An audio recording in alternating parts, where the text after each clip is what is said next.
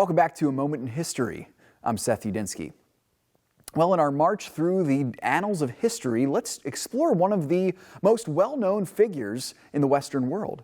Now, men like him are difficult for historians to discover and understand because the legends often surround and sometimes even overtake the myths.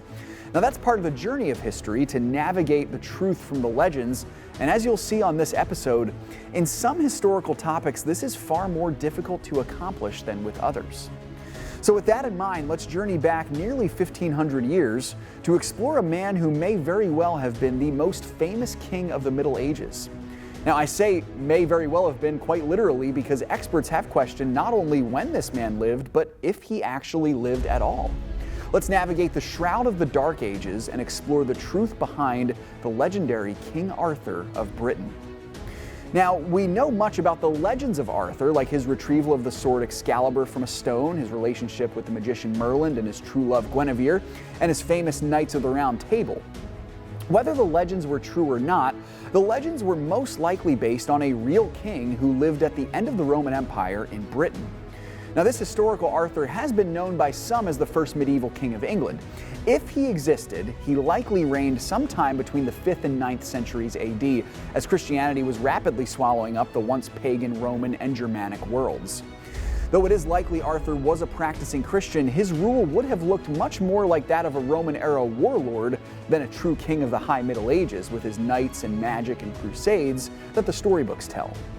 Now, other than several shaky mentions from ancient English sources, we know very little about this Arthur. Still, his reign, or at least his likely reign, is considered the beginning of the English civilization. It is synonymous with Christianity's takeover of the island, and it very much determined and drove the course of English identity for the next 1,000 years and even into the modern age.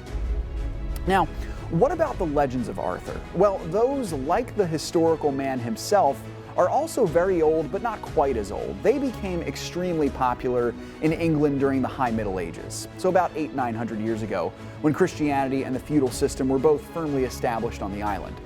They would no doubt have been utilized to fuel crusading zeal, especially the tales of Arthur's discovery of the legendary Holy Grail, believed to be the goblet which the Lord Jesus himself used during the Passover celebration on the night before he was crucified. Thanks so much for joining me once again for A Moment in History. If you enjoyed this video, let us know by commenting down below. And for more historical content, just hit subscribe. I'm Seth Udinsky, and I'll see you next time on A Moment in History.